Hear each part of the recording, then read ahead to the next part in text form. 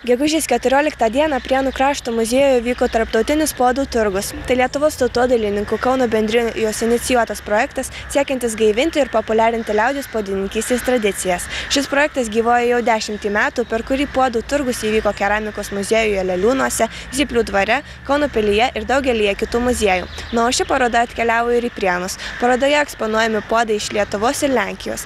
Renginyje dalyvavo Lietuvos tautodailės sąjungos Kauno bendrijos pirmininkas Valentinas Jezerskas, kuris papasakojo apie puodų gamybą, kuo puodai skiriasi įvairiose Lietuvos etnografiniuose kraštuose ir apie šio amato ateitį.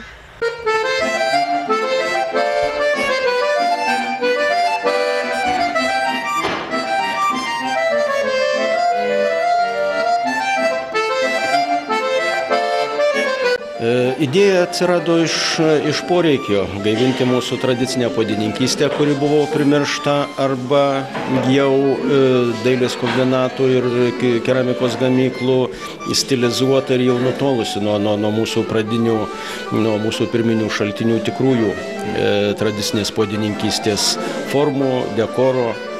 Ir pradėjom rengti plenerus, žiedėm, mokėmės, šnekėjomės, žiūrėjom tradicinių puodininkystės dirbinių pavyzdžius, bet vėl pradėjau mokytis nuo pradžių.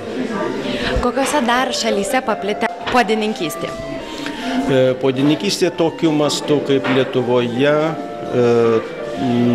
populiari dar ir Lenkijoje. Latvijoje tikrai labai jau nedaug likę.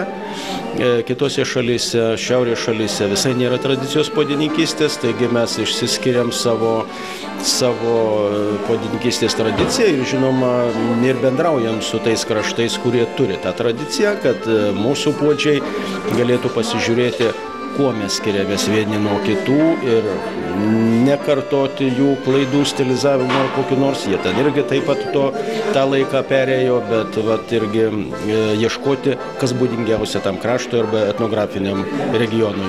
Na, o kuogi, pavyzdžiui, skiriasi lietuviškieji puodai nuo lenkiškųjų ar latviškųjų? Lietuvių puodai yra labiausiai dekoruoti. Spalvų galbūt daugiau naudojo Latvijai, bet jie buvo labai įtakoti miesto kultūros Rygos, o mes turėjom ir turim, žinoma, išskirtinę puodininkystę, labai besiskiriančią ir visos etnografiniuose kraštuose, aukštaitiški ąsočiai, žinoma, ir ąsočiai, kodėl jų daugiausiai dekoruotų, todėl, kad jisai buvo statomas svečiui ant stalo šventinis, matomas indas, dubuo, rečiau puodinėlės. Lenkų puodininkystė praktiškai visiškai nedekoruota, arba juodu degimu degta, arba žalia vario glazūra glazūruota. Taigi mes labai išsiskiriam savo puošnumu puodininkystės. Na tai ir lietuviai gali didžiuotis, kad turi tokią tradiciją? Turėtų žinoti ir kai žinos, tikrai didžiuosis. Čia daugiau žinių, tai tas mūsų ilgalaikis projektas tai ir daro. Skleidžiam, rodom visose Lietuvos kraštuose ir Lenkijoje ir Latvijoje mūsų tradicinę puodininkystę. Na, o kaip yra žiedžiami puodai? Tai be galo senas išradimas žiedimo ratas. Jisai pradžioj buvo sukamas ranka, vėliau spardomas kojom, dabar atsirado ir elektrinių įrenginių žiedimo staklių. Ir tai leidžia mūsų lietuvišką molį labai plastišką panaudoti žiedimui. Žinoma, tai yra sudėtingas ir sunkus amatas. Kaip nebūtų keista žiūrint, atrodo, puodas pats auga nuo žiedo, nuo rato, bet kad galėtų gerai išmokti ir pajausti siluetą, tai iš tikrųjų reikia ne vienų metų.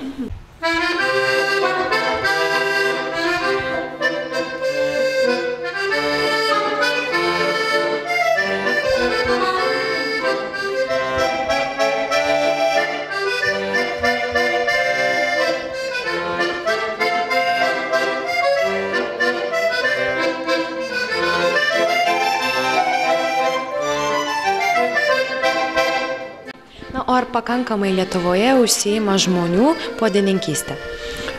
Žinoma, nepakankama. Kaip ir kiekvieno tradicinio amato tikrai galėtų būti daugiau. Na, žinoma, negali puodžius dirbti į sandėlį, jį turi nupirkti.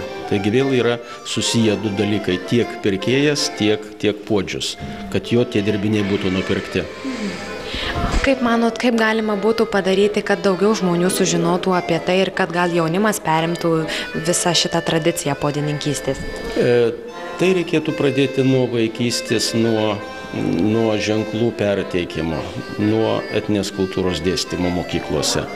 Nes nežinodamas, kas tai, nieko jam nesukels jokių ir paaugus, jokių sentimentų, jokių jausmų. Ir tai nebūtinai jisai turi būti puodžius, bet jau ir pirkėjų mes neužauginsim, jeigu jisai jų nematė ir jam jie nieko nesako. Kaip manote, o kokia bus podininkystės ateitis? Kaip ir visų tradicinių amatų, tol kol mes juos bent kiek skatinsim ir remsim parodose, pleneruose, seminaruose ir įtikinėsim, kad tai yra gerai, kad tai išskirtinis dalykas, ką mes turim ir ko niekas kitas neturi, tol jis bus gyvas, ateis ir jaunų žmonių, aš manau.